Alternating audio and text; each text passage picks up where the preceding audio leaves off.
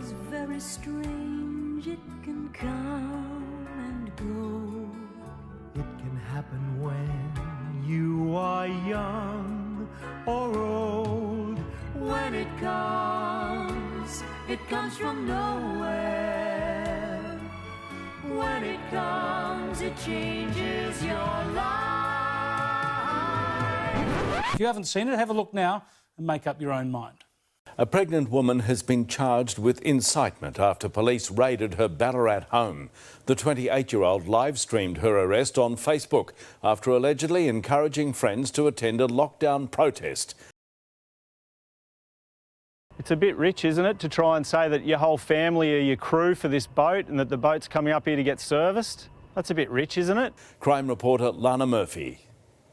At 3 o'clock this afternoon, 4 detectives storm into a home. Now, you're under arrest in relation to incitement.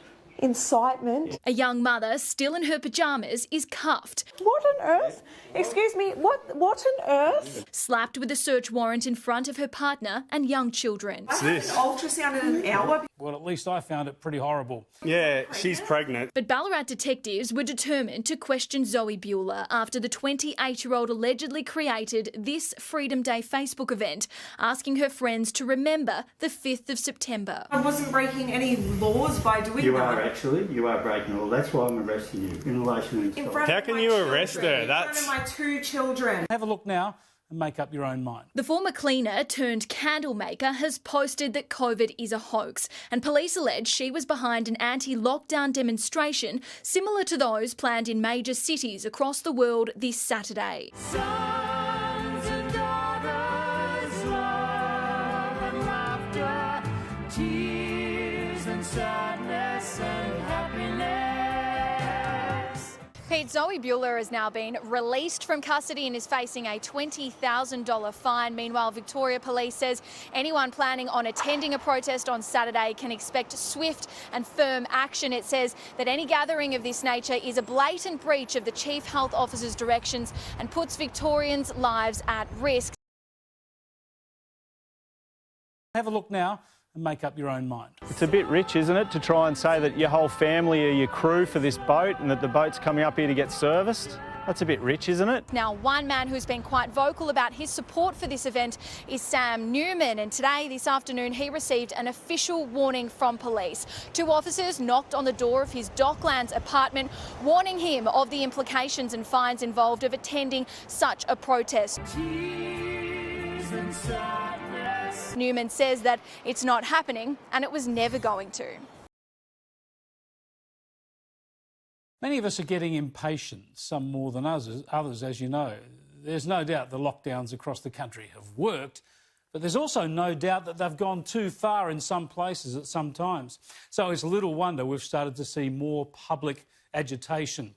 There were protests over the weekend in Melbourne and Sydney demanding a greater and quicker relaxation of the lockdown rules, demanding more freedom for our citizens.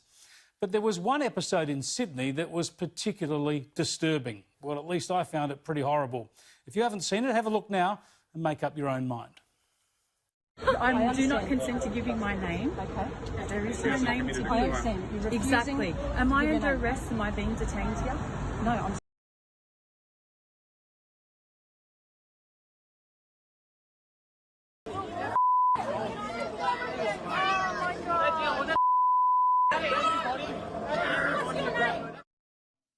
That woman was Renee Outakitri and her 4-year-old son. She was taken to the police station where she gave her name, was given a fine and then was reunited with her son.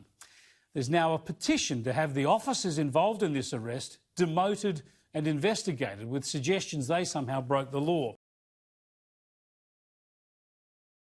I reckon this just makes a bad situation worse. And make up your own mind. Who wouldn't want to escape from Melbourne on a super yacht to Queensland right now? But millions of Victorians can barely leave their houses. So, as we go to air tonight, a multimillionaire and his family and crew are about to be escorted by police for an unplanned stay in a quarantine hotel for 2 weeks. Their boat, the Lady Pamela, crossed 2 borders, stopping at several ports, docking at the Gold Coast with a special exemption.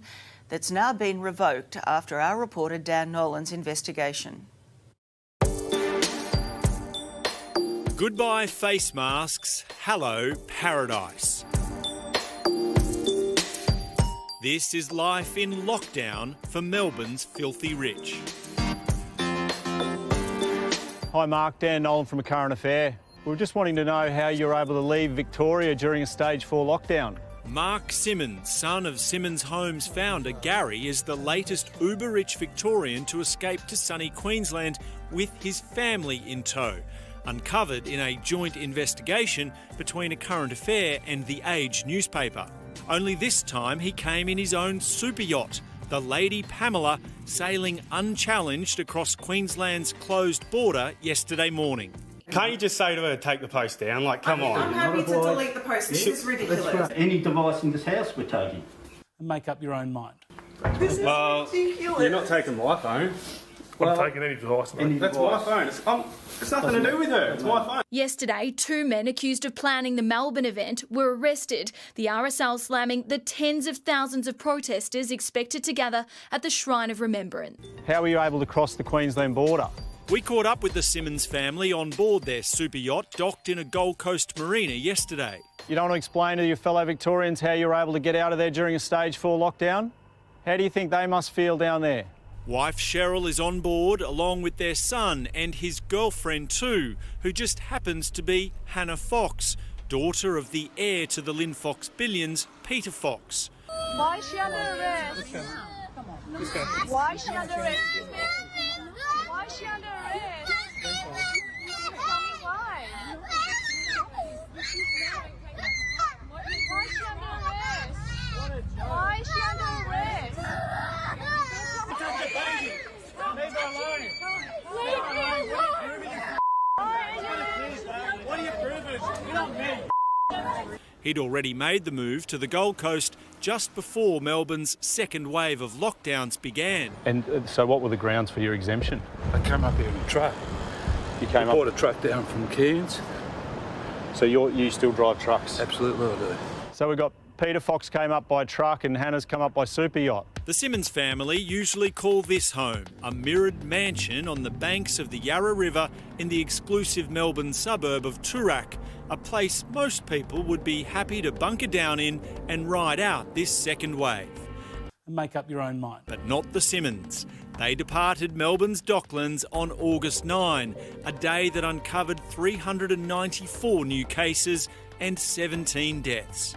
It was 1 week into stage 4 lockdowns, with locals banned from travelling more than 5 kilometres from their homes. That's a bit rich, isn't it? The Victorian Premier had this stern warning. No Victorian has the right to be able to say, oh, well, I think I can do something that no one else is allowed to do. First stop was Refuge Cove at Wilson's Promontory. The next day, the super yacht crossed the border into New South Wales, docking at Eden. It stayed there for 2 days before setting off again, bound for Jarvis Bay. Next stop, North Arm Cove on August 14, before it headed across the water, docking at Soldiers Point Marina for 2 nights. Then continuing north to Coffs Harbour, before arriving near Yamba last Wednesday. That's where our cameras began filming life on board the Lady Pamela. That's a bit rich, isn't it? It has its own Instagram page showing a living area fit for a king. If you haven't seen it, have a look now. 4 bedrooms, each with their own bathroom and robes, adorned with the Lady Pamela logo. The crew also wear uniforms with the LP logo, and you can see a crew member taking drink orders from the passengers sunbaking on the front deck. And make up your own mind. There's also bomb dives from the top deck into the Clarence River and not a face mask in sight.